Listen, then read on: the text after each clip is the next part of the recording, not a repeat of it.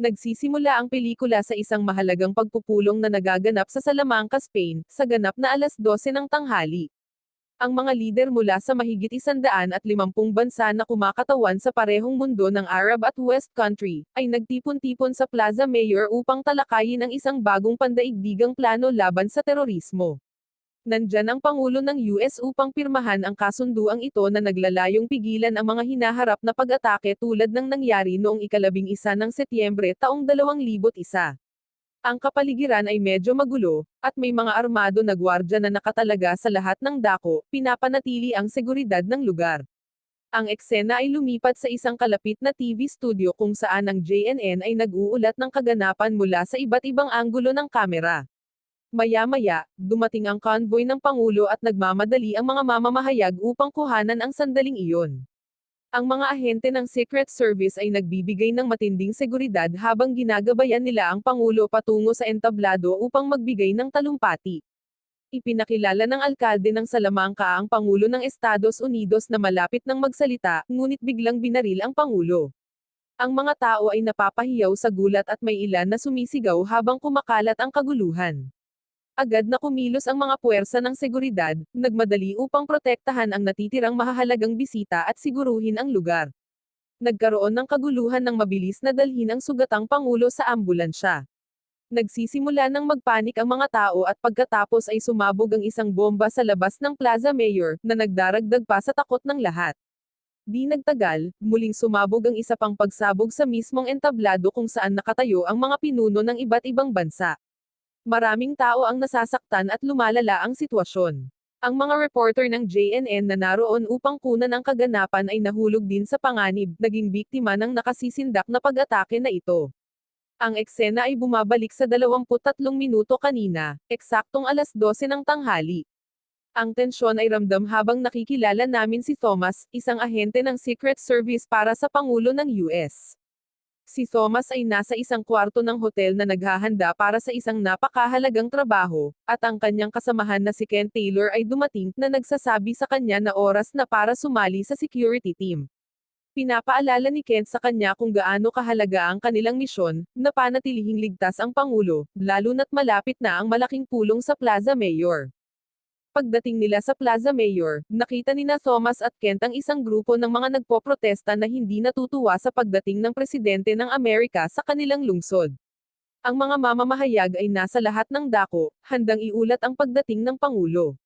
Kaagad pagkatapos, mabilis na tumayo sina Thomas at Kent, tinitiyak na makararating ng ligtas ang Pangulo sa entablado. Ginagawa nila ang kanilang mga trabaho ng perpekto, palaging nagmamasid para sa anumang panganib. Pagdating nila sa entablado, binati ng alkalde ang Pangulo ng mainit na pagtanggap at ang mga tao ay pumapalakpak sa kasiyahan. Ngunit habang nakatayo sa entablado, nakita ni Thomas ang isang kurtina na gumagalaw sa bintana ng isang gusali na nakaharap sa Plaza Mayor. Noong panahong iyon, naghihinala siya dito at mabilis niyang sinabi sa security team na tingnan ito habang inaanyayahan ng alkalde ang Pangulo na basahin ang kanyang pinakahihintay na talumpati. May nangyaring hindi inaasahan bago makapagsalita ang Pangulo. Si Thomas na hinuli ang isang lalaki na lumapit sa entablado, ngunit napagtanto niya na ang lalaki ay isang pulis na nagpoprotekta sa alkalde. Sa kabila nito, nakakaramdam ng pangamba si Thomas at sinabi sa kanyang kasamahan na hawakan ang lalaki, iniisip na maaari pa rin itong maging mapanganib. Habang nangyayari ito, isang pangalawang pagsabog ang sumabog, nagdulot ng kaguluhan sa lahat. Maya-maya, isang Amerikanong turista na nagre-record ng kaganapan ang nakakuha sa atensyon ni Thomas. Humiling si Thomas na makita ang video at napansin ng isang liwanag mula sa baril sa isa sa mga bintana ng gusali. Pagkatapos, sinabi ito ni Thomas kay Kent, at nagpasya si Kent na tingnan ito ng mag-isa. Habang patuloy na pinapanood ni Thomas ang video, bigla siyang tumakbo patungo sa entablado, ngunit sumabog ang isang bomba, na nagdulot ng pinsala sa maraming tao, kabilang ang isa sa kanyang mga kapwa-ahente. Nang mapagtanto na kinukunan ng JNN ang buong kaganapan, nagmadali si Thomas papunta sa kanilang studio upang tingnan ang mga kuha mula sa likod ng plaza. Habang nanonood, tumawag si Kent sa kanya at sinabi nitong nahanap na niya ang shooter at hinahabol ang sospek. Nang marinig ito, agad na iniulat ni Thomas ang sitwasyon sa control center, humihingi ng backup upang matulungan si Kent na mahuli ang mapanganib na tao. Pagkatapos magbigay ng ulat, sinubukan ni Thomas na tawagan muli si Kent para ibahagi ang karagdagang detalye, pero parang may mali. Puno ng pagdududa at pag-aalala, umalis si Thomas sa JNN studio, hindi sigurado kung ano ang susunod na mangyayari. Ang kwento ay bumabalik ng 12 oras na nakatuon kay Enrique, isang pulis na Espanyol na nakatalaga upang protektahan ang alkalde. Habang nagtatrabaho sa Mataong Plaza Mayor, napansin ni Enrique ang kanyang kasintahang si Veronica na kausap ang isang lalaking hindi niya kilala. Nagtataka, nakikinig si Enrique sa kanilang pag-uusap at nalaman niyang plano nilang magkita sa ilalim ng tulay mamaya. Ito ay nagiging sanhi ng pagkabahala ni Enrique. Nang hindi masyadong nag-iisip, lumapit si Enrique kay Veronica, bumati, at binigyan siya ng bag, umaasang iingatan niya ito. Pagkatapos noon, bumalik siya sa kanyang trabaho, nakatayo sa likod ng entablado upang bantayan ang alkalde, ngunit hindi niya mapigilan na mag-alala tungkol sa nakita niya. Nang barilin ng presidente ng US, tumakbo si Enrique sa entablado upang protektahan ang alkalde, ngunit pinigilan siya ni Thomas at pinigilan siya ng iba pang mga ahente ng Secret Service. Habang tinatanong siya, nakikita ni Enrique si Veronica na inihagis ang bag sa ilalim ng entablado. Sinubukan niyang bigyan ng babala sina Thomas at ang iba pa, pero hindi sila nakinig, at dinala si Enrique. Di nagtagal, sumabog ang bomba sa bag. Pagkatapos ng pagsabog, nakatakas si Enrique mula sa mga ahente at tumakbo patungo sa tulay kung saan pinahinto niya ang isang kotse. Ang eksena ay bumabalik muli sa 12 p.m., ngunit ngayon ay nakikita natin ito mula sa mata ni Howard, isang Amerikanong turista na kinukunan ng video ang mahalagang kaganapan gamit ang kanyang kamera. Excited si Howard habang kinukunan niya ng video ang crowd at ang mga lider ng mundo sa Plaza Mayor. Habang siya ay nagre-record, may isang estranghero na lumapit kay Howard.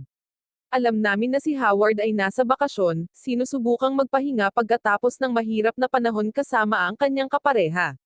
Naputol ang kanilang pag-uusap ng aksidenteng mabangga si Howard ni Dana, isang maliit na batang babae na kasama ang kanyang ina. Ngumiti si Howard, pinatawad ang pagkakamali ng bata, at patuloy na tinatamasa ang sandali. Habang umaakyat ang Pangulo sa entablado, muling nagsimula si Howard na mag-record. Napansin niya si Thomas na nakatingin sa isa sa mga bintana, at sa pamamagitan ng kanyang kamera, nakita ni Howard ang isang lalaki sa bintana.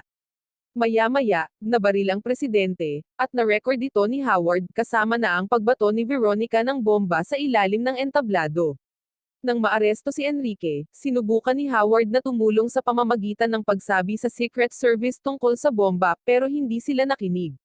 Pagkatapos ay may isa pang sumabog na bomba sa labas ng plaza, na lalong nagdulot ng takot sa lahat habang nagmamadali silang tumakas. Di nagtagal, nilapitan ni Thomas si Howard at humiling na makita ang kanyang video.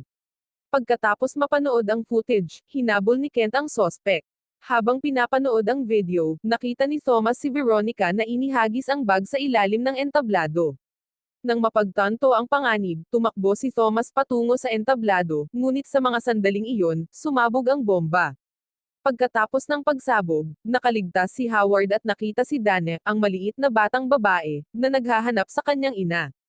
Agad niyang hinawakan si Dana at sinubukang makahanap ng ligtas na lugar sa labas ng plaza. Nakikita ni Howard si Enrique na hinahabol ng mga Secret Service agent. Ibinigay niya si Dana sa isang pulis at nagpasya siyang ipagpatuloy ang pagre-record sa kaguluhan. Sa tulay, takot na takot si Howard habang pinapaputukan ng mga ahente ng Secret Service si Enrique, na nagiging mas magulo ang lahat. Habang tumitindi ang tensyon, sinubukan ni Howard na humingi ng impormasyon sa isang pulis, ngunit napansin niya si Dana na nasa mapanganib na sitwasyon. Di nagtagal, isang ambulansya ang nagmamadali patungo kay Dana, at bumibilis ang tibok ng puso ni Howard. Nang walang pag-iisip, tumakbo siya sa kalye ng buong lakas, determinado na iligtas ang batang babae. Ang eksena ay nagdadala sa atin muli pabalik sa 12:00 ng tanghali. Sa pagkakataong ito ay makikita natin ang pagdating ng Pangulo ng US. Ang presidente ay sinasamahan ng mga bodyguard papunta sa kaganapan, pero heto ang twist, hindi talaga pumunta sa Plaza Mayor ang tunay na presidente.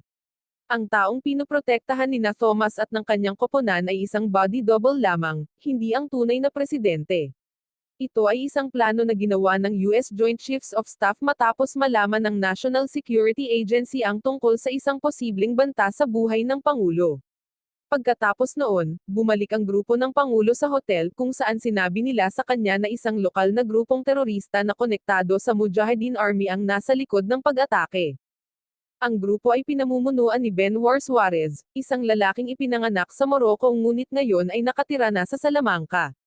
Nalaman ng gobyerno ng US ang plano nang marinig nila ang mga tawag mula sa teroristang grupo na pinag-uusapan ang kanilang pag-atake.